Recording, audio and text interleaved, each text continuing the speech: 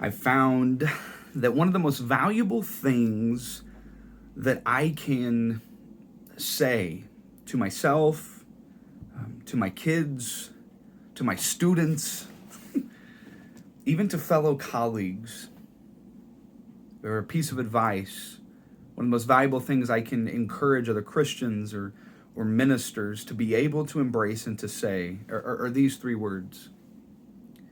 I don't know. I don't know. And it's very strange how we have an aversion to saying I don't know.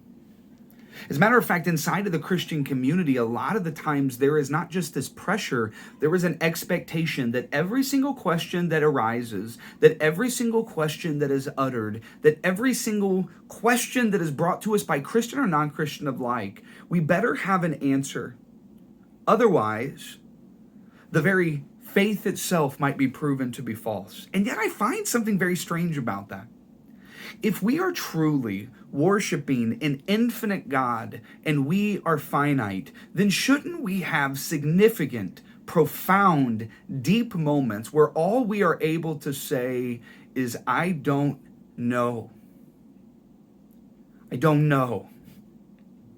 I don't know the answer to the question. I don't know the interpretation to the text. I don't always know what is the right thing to do or what is the right place to go. Sometimes the thing that we need to embrace more in the church is I don't know. Because one of the things I've noticed in myself and in the church, especially the church in America today, is that not only are we obsessed with having an answer to every question, but we are obsessed with solving every mystery that we encounter when it comes to God, to being able to solve Jesus so that we can be able to look at people and to say, you are wrong because you don't agree with me on this point and this point. You are wrong, or even more intensely, so that we can look at people and say, whether Christian or not, you're out, you're out, you're out.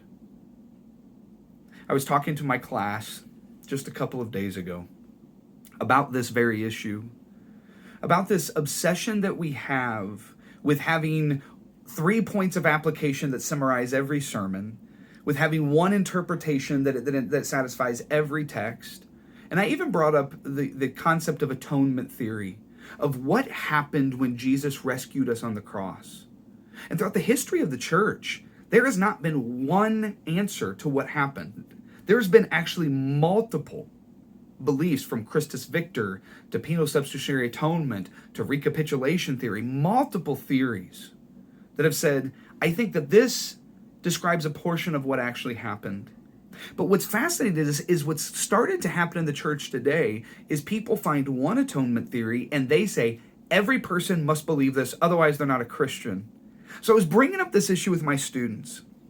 And one of the students, I said, do you feel that tension though, whenever you come across it and somebody says what happened exactly on the cross, and you give an answer, but it's a summary that you're not even satisfied with, that you don't even know if it encapsulates all the depths of it.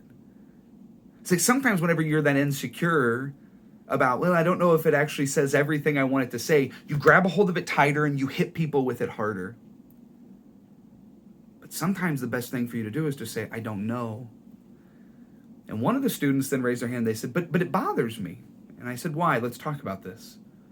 So why does it bother you? And he says, I don't know. And another student says, well, I think it might bother me because, we have a loss of control. Another student raised their hand and they said, I think it bothers me because at times being able to say, I don't know, but I still believe requires a deeper faith of me than what it is I'm willing to muster. Another student raised their hand and they said, well, I just feel like if I say I don't know, then all of a sudden everything is true and everything is fair game. And then we started to dive deeper into the infiniteness of God and asked ourselves the question, if God is truly infinite, can we ever get to a point when we've totally solved him and all mystery is gone? Every question is answered. One of the things that my mentor, Dr. Robert Lowry, used to say when he was alive was he said, Shane, the older that I get and the more that I study, the less essentials that I have. Initially, when he said that, I was a very young man, and I was like, well, that's crazy, because the more that I'm studying all these degrees, the more essentials I have, and the more conviction that I have, and the more clarity that I have. And about 15 years since I studied with him, I'm now at a place where I'm starting to understand a portion of what he meant by that. One of the things that sometimes people point out is, boy, you got a lot of books behind you. To be honest with you, the only reason why those books are the backdrop is because this is my office and I have no other place to film these. Have I read a lot of those books? I've pretty much read something out of every single book that is on my shelf.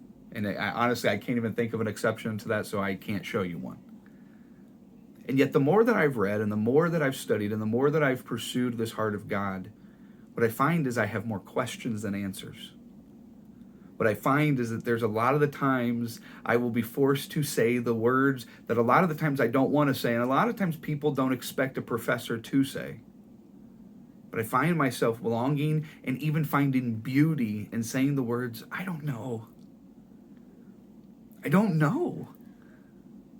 I was reflecting on this, and then this passage came to my mind. Hebrews chapter 11, verse 1. Now faith is confidence. I love that word. It's confidence. It's not certainty. It's not I've solved it all. It is confidence in what we hope for. And it is assurance, or it is this, again, confidence about what we do not see. In other words, it doesn't solve all of the issues. What does it do? It gives us hope. My younger brother used to say this a lot, and I think he's right. He said, the opposite of faith is not doubt. The opposite of faith is certainty. And one of the things I found in my life is the most terrifying Christians to be around are the ones that believe they've solved it all, that they've solved the mystery of Christ, that they have been able to take the mystery of the infinite God becoming flesh, dying on the cross, raising from the death to conquer sin, to conquer death, and to give us hope to live life eternally with him. They have solved it to the point that no more questions are needed. Or let me say it a different way. They have solved it to a point where they no longer need faith. Because the key element of faith, the key element of true faith that compels you to rely on an infinite God, is that you have come to terms and you are able to fully embrace the three words, I don't know. And in the beauty of saying, I don't know, you don't descend into chaos. You descend into a mystery that is vast enough, deep enough, brilliant enough to heal everything inside of you that is broken. My prayer for you this week is this. Do not solve the person of God as you study him. Instead, dive deeply into the mystery of who he is, knowing that you will constantly be swimming in a pool of I don't know. And that I call faith, and that I also call grace. I love you guys. Have a great week.